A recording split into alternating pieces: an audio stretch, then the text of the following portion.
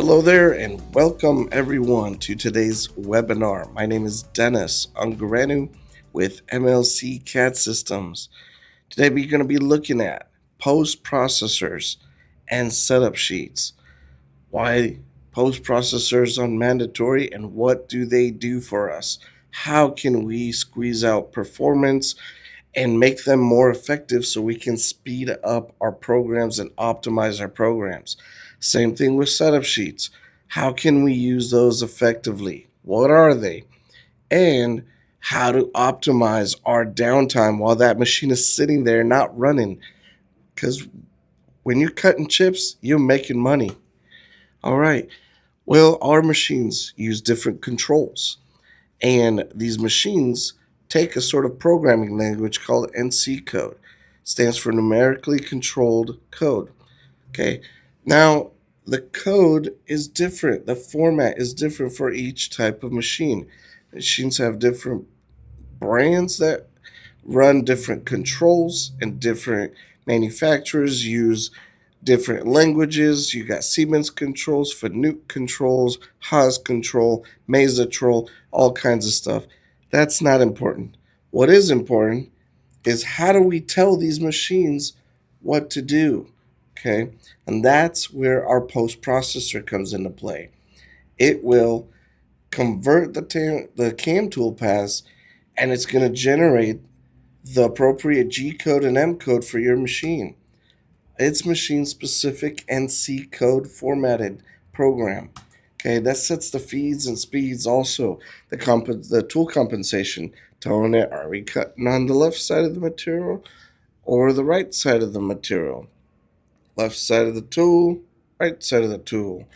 And post processors are essential because it makes the program compatible and accurate to the machine that you have and you own and are running on your shop floor. So think of it as a translator. So the post processor is sort of like a translator between what we visually see in Mastercam. When we draw those Mastercam toolpaths, we visually see what we're doing. Right, we're using a digital representation. We see the tool and the backply and the simulation and all that. But that's fine and dandy, except the machines don't understand what Mastercam is. They understand what NC code is, or some people call it G code output. Or the G code program is generated by that post processor. So it'll take the what's called CL data. That's a cutter location data that runs in the background of Mastercam and knows where all those toolpaths are, knows where the tool's going to go, where it's located.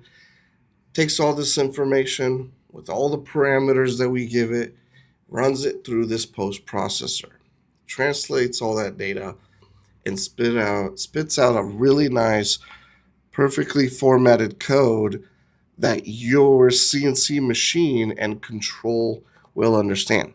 So that's what makes your CNC machine work. Okay. So why is it important then to look at maybe custom post processors? We could get, a generic post processor. Well, think of it as running generic tires on a race car, right? Did they do that? No, you don't want to do that because you're not getting and squeezing out the performance that you can on a machine just like a race car that's made for high performance.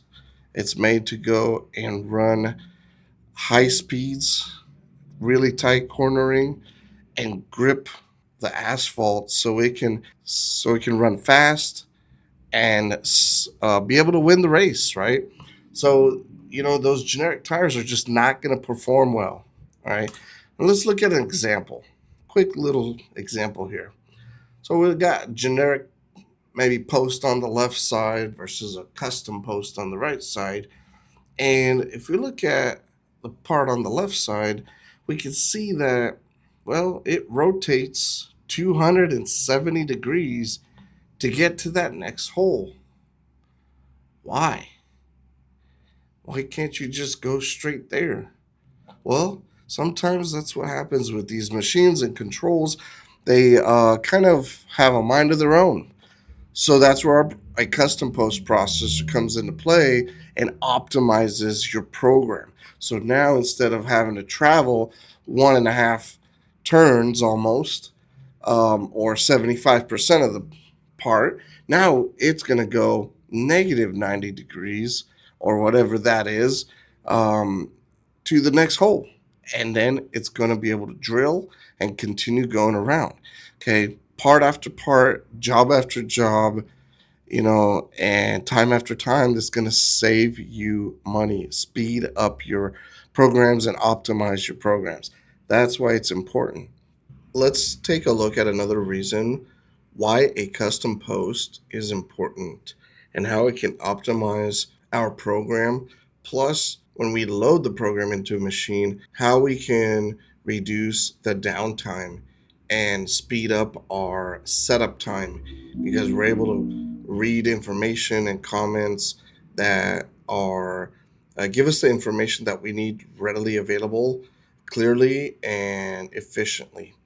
So if we were to look at this program here, this is using just a Haas generic 5-axis trunnion mill post processor. It doesn't really matter that it's 5-axis, but it's just a generic one. It hasn't gone through and been customized. Okay, so if you look at the program from the start, we got our program number, we have the name of the part or the program name, and then keep in mind the date format. We have a date and time. Okay, it's all in one line. Mastercam file, the NC file, where that's located as well. We also have material. We have the tooling information, gives us the tool number, the name, the height offset, diameter offset, and the tool diameter size. Okay, now we start the program. So this orients kind of the machine, sets it, puts it into um, inch mode, and sets absolute programming and all that. We get a few comments here that tells us what type of tool path is being used. Then it loads the first tool, sets our surface finishing parameters. This is kind of a semi-finished parameter here. And then it does this move. Now, what it does here is that puts it into absolute and it turns on our work offset, GFD4, and it moves the table in an X and Y position. That's moving your part and table. Also, at the same time, it's rotating the trunnion or rotating the A axis to 0. And at the same time, while all of that is happening, it turns on your spindle. And if you're not aware or you're not expecting it, all this is happening. You're trying to watch the machine as it's moving around, and then this thing turns on, the spindle turns on, and so many things are happening all in one hit in one line of code, that sometimes it can be a little overwhelming. So we're going to look at ways to do better, but just by posting out the code in separate lines of code. After that, it just starts your program and runs the toolpath operation. Let's take a look at another version of the posted code. Again, for another Haas. This one you can see it's for a VF2, a VF2 5-axis trunnion mill. Again, Mastercam 2025 tells us which Mastercam version we used. The post, the program. Now look at the date and time. Much nicer to read, easier for the eyes. May 28, 2025. Time 4:09 p.m. Not military time, if you like that as well. Then our tooling information sets our orientation of the machine, and then goes to a G53Z0. So it actually sets a home position. So that's like a safety. So it sends your spindle up high to the home position before it actually moves anything around the table or rotates the table or anything like that. That's actually a good thing on 5-axis machines, especially on a vertical mill with a trunnion, because there's so much space that's being taken by all this fixturing. Sets your table to center on the y-axis, and then disables any the A and B axis spindle breaks, then rotates everything, and then starts your program. And you can also even see the sequence it starts. Sets our XY plane, work offset, G90 sets it to absolute programming mode, starts your spindle. Doesn't move and starts the spindle and does all this at the same time. Starts the spindle, rotates your A and B zero axes, breaks them, puts the spindle brake or the axis brake for those two axes. Now it sets your surface finish or your surface finish parameters. This puts it into like a finish parameter for the machine. That's relative to the machine's functionality. So this is for Haas. Other machines have high-speed machining settings for themselves. After everything has been kind of set, put in place, oriented, then it makes its first table move. See how that's much cleaner, much more controlled, and also you can anticipate what's going on step by step a lot easier than having too many things happen all at the same time. Let's take a look at another one here. This time we have some information from the setup sheet, which we'll look at here shortly. And then we have tooling information.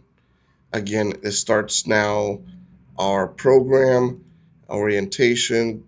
Again, it gives us another tool information. So that tool that's coming up, it spits it out again so that we know what's coming when the tool change occurs.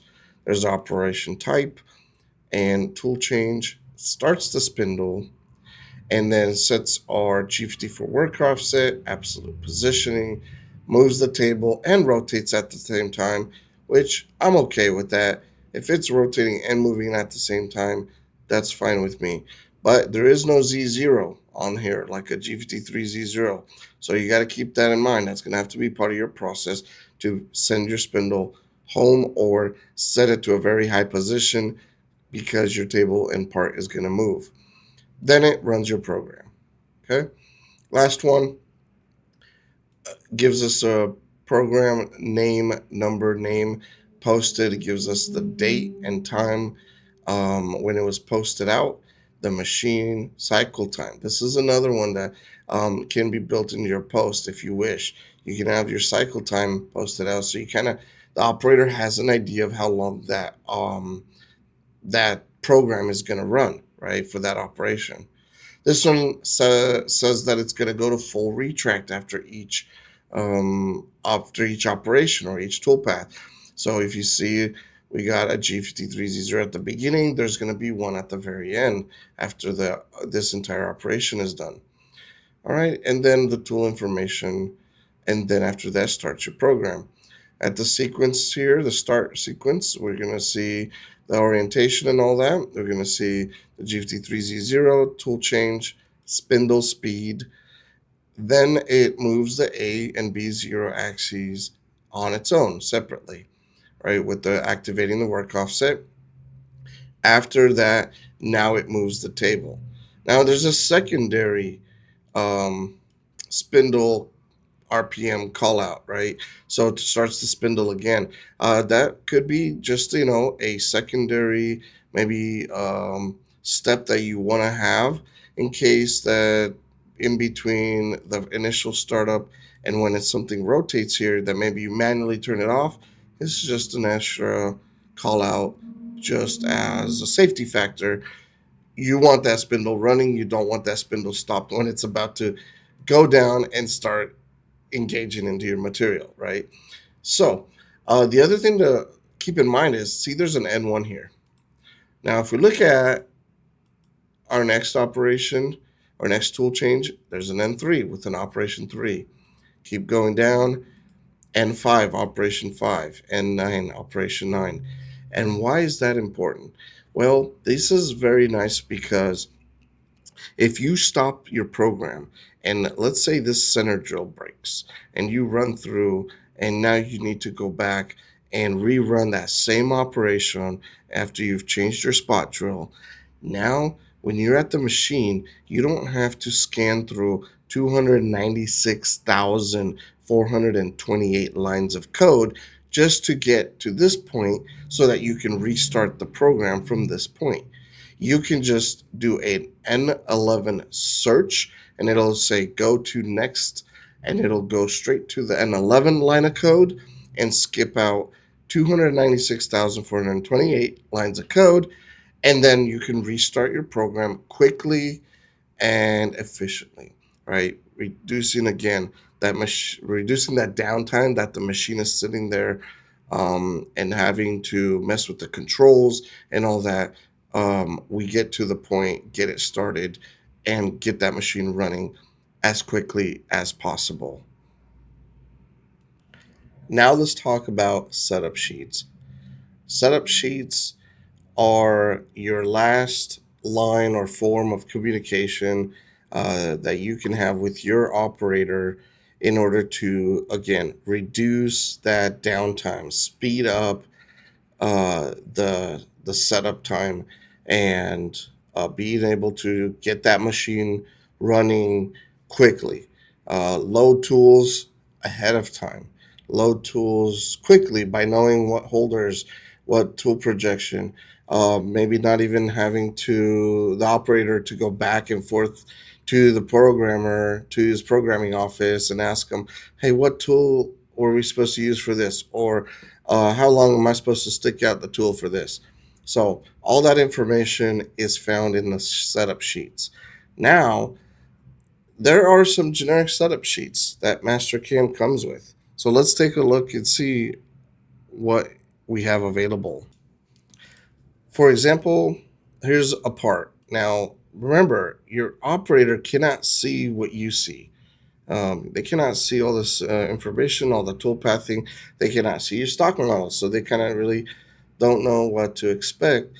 But you build that trust if you can communicate clearly and effectively with between your programmer and your operator. So if we look at some of the tooling that's here, it's a 5/8 end mill for some roughing. Looks like a 5/16 end mill here and half-inch bull end mill, things like that, right? So we're gonna load our first operation here, and I'm gonna right click and do a setup sheet. Now, the thing is with setup sheets, we can put in this information here. Let's say we've got a project, customer, programmer, drawing. Put in whatever you want to use. I can also put some notes here that says, where my Z0 is. Say it's on the finished part, or we can even give a fixture ID here. And some of this can be changed on the left side. But really, once you know what these do, what comes out in the report, then it makes it easy. You just kind of reuse it, and you learn as you go as a programmer here. So if I go ahead and run this report, and you'll see it takes snapshots of each kind of tool path, and it's a lot of information, and it's a lot of um, maybe to some operators um, bogus information, right? They don't really need to know or see that the tool pathing that's happening. To some, that's not as important, and to some it is. It's nice to see, how much of this is being removed, how much material, what kind of tool pathing is taking place. So it just depends on your preference and your processes, and the communication that you really need. So we can see we got an operation information, we got a program number. What's important here is going to be your maybe a work offset, just to make sure you got your let's say tool projection 2.55. So make sure that tool's sticking out enough, because if it's not, then that holder is going to smack into your raw material. Our tool number, very important. We got to make sure you put the tool in the right spot. Obviously, these tool numbers were not set, so I don't know any CNC machine that has a tool number 22,108, but you get the idea here. We could change that tool number and make sure we put the right tool in the right tool location. Number of flutes, carbide, you can have the name of the tool, the description of the manufacturing code or the brand that you're using, whether it could be, any type of end mill brand or something. So we want to make sure that that information is there and it's clear. And also the holder type. You can say, give it a holder ID, and what kind of holder we're using. So all this information can be in here. So that's a lot of pages if you look as I'm scrolling through, and it's just a lot of it. Fluff information is really what I call it. So let's go ahead and trim some of that, right? That's where we can come in and kind of custom make that setup sheet to 2 pages. And really 2 or 3 pages is all you need, and it'll have sufficient information. Now there's another, we can look at another version of this, and that's gonna be this guy here. So we're gonna go and, one of our MLC CAD systems older custom setup sheet here. So this setup sheet's going to have just enough information for us to do the job, to set it up, and to know what tooling we need without all that extra fluff and multiple pages. And so we look at here that we can match up our program, we can match up our drawing number to our job traveler, to our revision. We even have cycle time information that kind of gives us a little bit of a reference on how long the part's going to run, and a date and time when this was generated. We also have some comments in here. Fixture number, block dash 32345. If you identify your fixtures or your serialization, however you want to do it, you can even say just use these jaws, use whatever spacers, anything you want to put in there. So all that can be relayed in the comments there. And then really nice compact tool list. Tool number, a description, tool diameter, any offsets that are in there for the tool, number of flutes, and then our tool projection. Okay. So very quick and easy to figure out what am I using here. So 3 pages, 4 pages, and we have enough information on what's going on here. Now, this snapshot, I would probably change the way I would do things here. So, what I like to do is there's another one here that we can take a look at. Now we can run our finished part, or you can leave this guy here. So if you want to do show our part, we can just do this. And another idea that I like to do is go over here, set up our WCS. Let's show our bounding box, which shows our stock. And then what I like to also do here is do something like this. We'll put in a top view, and we could even maybe just rotate it just a little bit here. And we'll put this wireframe, no, drafting note. Okay, and we'll type in here uh, x0 comma y0 top left corner, or just x0 y0, however you want to put it, because we're going to show where it's at. And then if you want to do, you can also say z0 top of part. Okay, now obviously I have that comment in there, so this is kind of a redundant note, but it's just an idea. And I can take this, put it right in the middle. I can stretch this out, make it nice and big. Okay, nice and big here. All right, and then I'm going to go to advanced, and I'm going to add a segment from here. Okay, so that tells me that top left corner is where that's going to be.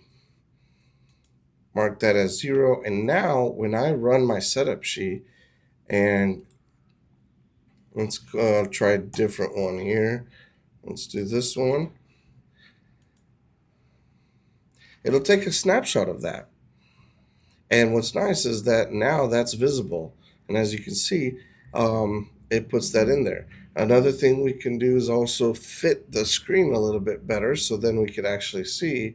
So maybe what I'll do is go fit and just back it off just a hair, and then run it again. Let's see what that looks like. And that's kind of the way I like to set it up. And then if I save this file, now when I go to Windows Explorer, I can see that little preview there, and it'll show me what the part looks like, and it'll show me the note in here. And obviously any comments I could have coming in here. And then this one is a little bit different template. So you can see it actually has all our operations lists. So there's all these operations that are going to be running, and cycle time for each operation, which tool numbers, and then you have an even more consolidated tool list with smaller images. So this one actually I like better because it has the flute length. The other one didn't. It actually has our overall length of the tool, so you know exactly which one to grab if you don't have that in the name of the tool itself. And then you have your tool projection right here also. So I like this option, but everybody, however they want to use, we can, like I said, customize it. And not only that, but we can put your logo, your company logo, so you can use that, and you can print this out as to go with the job travelers, or we can do a file, save as a PDF, or you got other options as well. And with the PDF, we can put that in the job folder, and then whenever you go to load your NC code into your machine, you also have the PDF with your setup sheet that's been generated when this program was completed. So that's why we want to use custom setup sheets to communicate the information that's in the program, such as the tooling information, the setup information, and have that information be given to the operator at the machine quickly and clearly. And we only want the relevant information. So that way we don't have extra fluff that we need to go through. And that's going to speed up our setup time and reduce the downtime that the machine is sitting while we're doing this setup and loading our tools and finding tools and things like that.